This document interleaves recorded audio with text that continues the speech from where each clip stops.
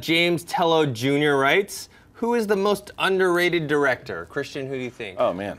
Most underrated director? I gotta think about it. You gotta give me a second. These Twitter questions are always like, I mean, I don't have like a particular one right off the bat, but I like to think of people like Rian Johnson or Duncan Jones. You think they're underrated though at this point? I mean, Rian Johnson just got Star Wars. Warcraft, Star Wars. I think, but the general Under the audience radar? doesn't know who Rian Johnson is. Right. If you go on the If you're street and going ask like them, that, no one knows. So maybe after Star Wars, people are like, oh, Rian Johnson, you know, or Duncan Jones after Warcraft. But I think they're at that point in their career where their next movie can break them out into like kind of more of that upper echelon. I can only go back into the past.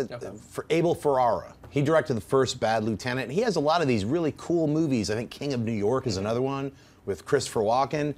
Check that out, King of New York. I guarantee you will love it. It's one of my all-time favorites. It rides along the lower echelon. No one really knows about it. It's on Netflix. He's somebody who would pop into my mind. I'd go further and say, you know, maybe like.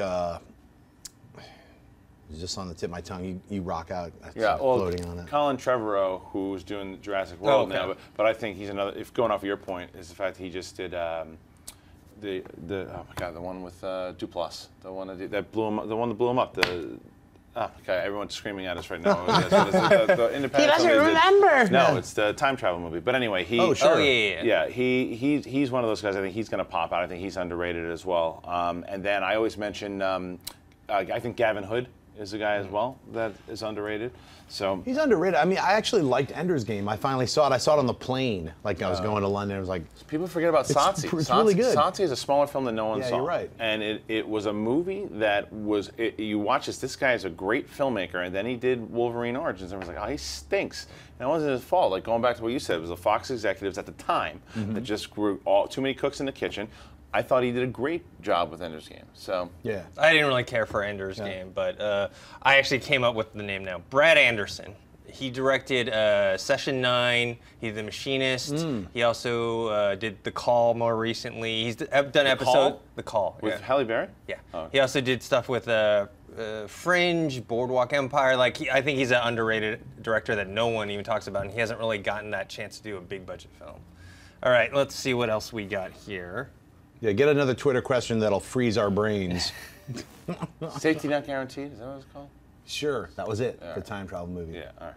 What do you guys think of Bryan Singer directing Man of Steel 2? He knows the franchise from Superman Returns and Days of Future Past was successful.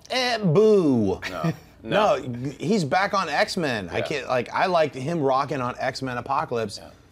The Days of Future Past is one of my favorite movies of the year, and Bryan Singer directed it. I would have never, in a million years, even think that I would be saying those words would be coming out of my mouth after Jack the Giant Slayer, with the hunk of trash that was. I mean, it was literally, I think maybe he was going through something. He was just kind of coasting along on a weird bed of that look you had was how I was when I was watching the movie. Jack the Giant Slayer, I was like, it was like, when's it going to end? Yeah, a bunch of giants running around. I was like, oh, I'm bored out of my mind, yeah. But X-Men, Days of Future Past, a complete glorious return to the franchise that he birthed. And also great direction. He really knew what to pull from the actors, how to make the script work.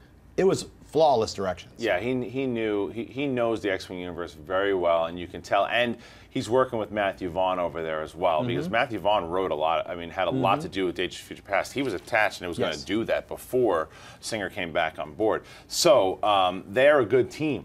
I don't know if you take him away from that team. And I didn't like what the Superman Returns was fine. Was boring. Yeah. I passed out twice in the theater. I fell asleep twice in the movie theater. So I don't want him to do. I don't think he's got a grasp on Superman. So I'd rather not see that. All right, we'll take one more question. James Murray writes, what comic book movie do you think, comic book movie box office flop would you most likely receive a remake or sequel? Which one is most deserving? Green Lantern. You really can handle that property so well. It's a franchise that is screaming to be remade. It has to. It's fantastic. I need to see something happen with that. I think, I mean, I would go with Punisher. I actually liked Punisher Warzone. If you never saw it, I think it was a really fun film. It has a few flaws, but it was a really fun kind of faithful adaptation to what Frank Castle should be cinematically. R-rated, hard R, unrelenting, violent, revenge. Laundry Day too. Did you see the short film? I saw that as like no. I mean, Punisher Warzone was in my zone. Yeah. It was like that's what I would like to see. I'd like to see them hit Punisher on that level. I agree with you though. Green Lantern is completely still a viable character. He deserves a reboot just like Superman got his Man of Steel. Yeah. It's like I think Green Lantern, if that fake script that we all read is popping around and that's real, they kind of get Green Lantern started again in a very amazing way. I think if that script is real, the one that I read, or even if it's partially real. Which script is that? The Man of Steel, Batman v okay. Superman, okay. Versus Superman. Mm-hmm. Right. Whatever they're going to end up calling it. The V thing is really confusing me. Just why not call it Versus? What's going on? No, we must go with V period. Whatever. There's a big lost, a courtroom drama scene of 20 minutes. I don't know what's going to happen. But yeah, Green Lantern for sure. I would go with The Losers. I actually really liked that movie with Idris Elba and Chris Evans. Yeah. I thought it didn't do very well, but and Zoe Saldana was in it. Right, I wouldn't mind seeing a sequel for that. Right on. Hey everyone, if you liked this video, click that thumbs up button and make sure to subscribe to our AMC Movie News YouTube channel.